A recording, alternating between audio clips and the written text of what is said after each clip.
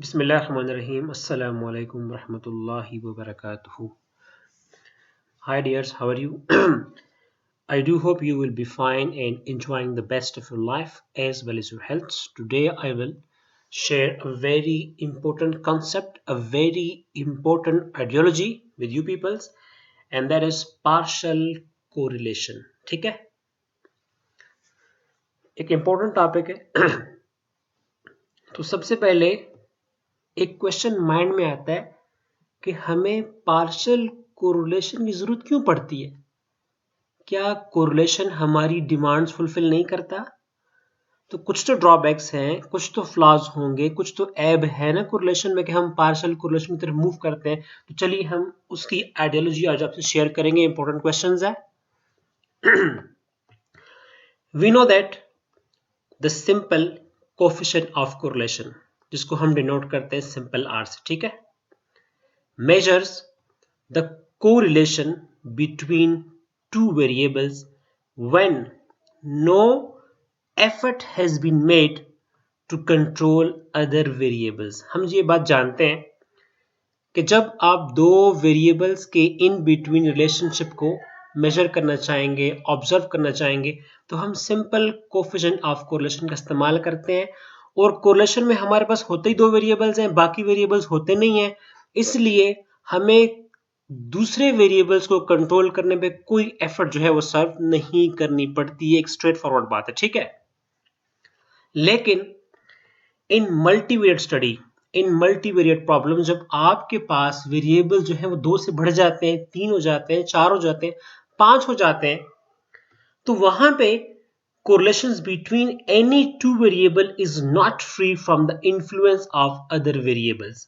Multivariate problems में अगर आप दो वेरिएबल्स के इन बिटवीन रिलेशनशिप को कैलकुलेट करना चाहते हैं, मेजर करना चाहते हैं, ऑब्जर्व करना चाहते हैं, तो ये बात याद रखिएगा कि दो वेरिएबल्स के दरमियान रिलेशनशिप पर बाकी वेरिएबल्स का इफेक्ट पड़ता है, बाकी वेरिएबल्स का इन्फ्लुएंस पड़ता है।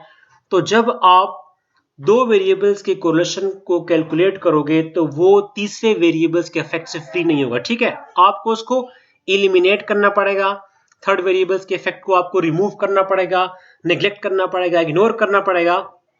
Hence it becomes necessary to eliminate, to remove the common associations of other variables to obtain the actual correlations between two variables।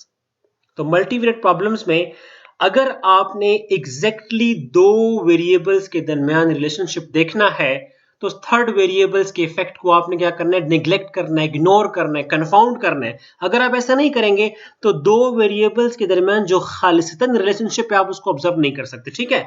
और इस पे अमल दरामद तभी मुमकिन है, it is only possible by using the applications of partial correlation. तो partial correlation की technique इसीलिए statistician ने आपको दी है कि जब मल्टीवेरिएट प्रॉब्लम्स में if you are going to observe the relationships between any two variables, तो तीसरे वेरिएबल्स के इफेक्ट को आपने क्या करना है, निग्लेक्ट करना है, इग्नोर करना है। Let we have three variables x1, x2 and x3, ठीक है।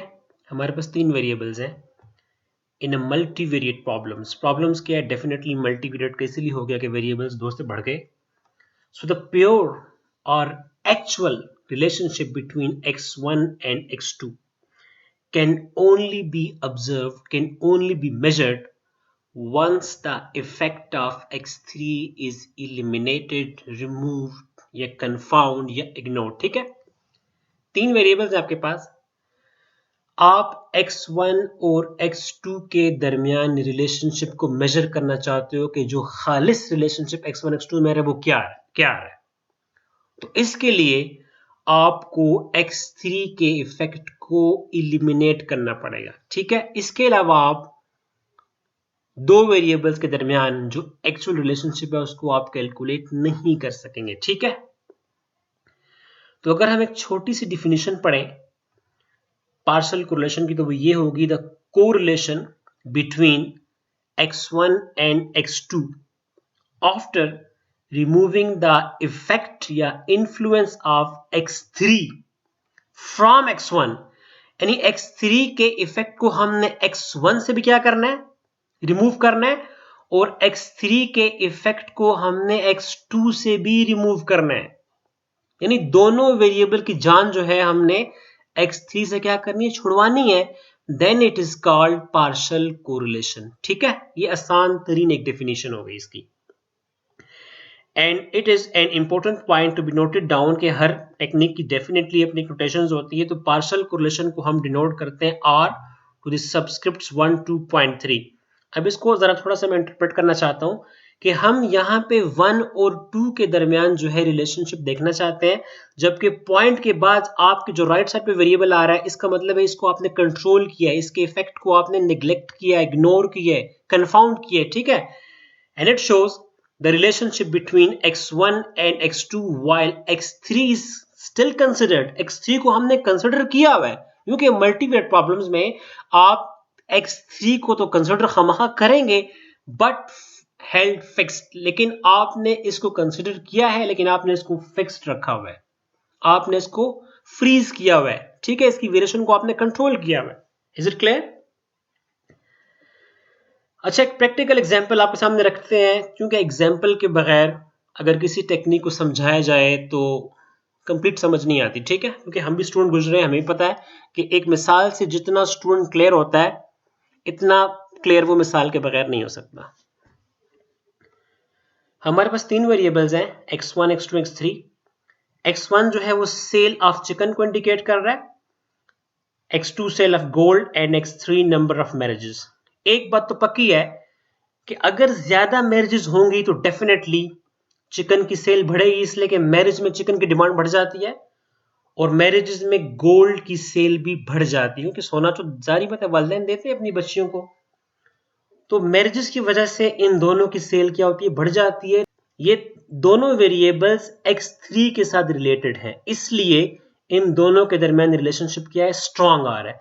लेकिन अगर हमारा दिल चाहे कि हम नंबर ऑफ मैरिजेस को इग्नोर करके, निग्लेक्ट करके सिर्फ सेल ऑफ चिकन और सेल ऑफ गोल्ड के दरमियान रिलेशनशिप देखें कि क्या इनके दरमियान वाकई इतना स्ट्रांग रिलेशनशिप है जो कि नंबर ऑफ मैरिजेस की वजह से बना हुआ है।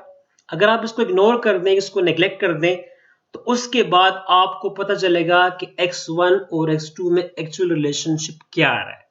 तो इसको परफॉर्म करने के लिए हमारे पास एक ही टेक्निक है जिसको हम पार्शियल कोरिलेशन के नाम से जानते हैं। So dear students, I do expect that you have got the point, got the ideology of partial correlations. तो इंशाल्लाह नेक्स्ट वीडियो में आपसे दोबारा मुलाकात होती है। दुआ में याद रखें, तब तक के लिए अस्सलाम वालेकुम।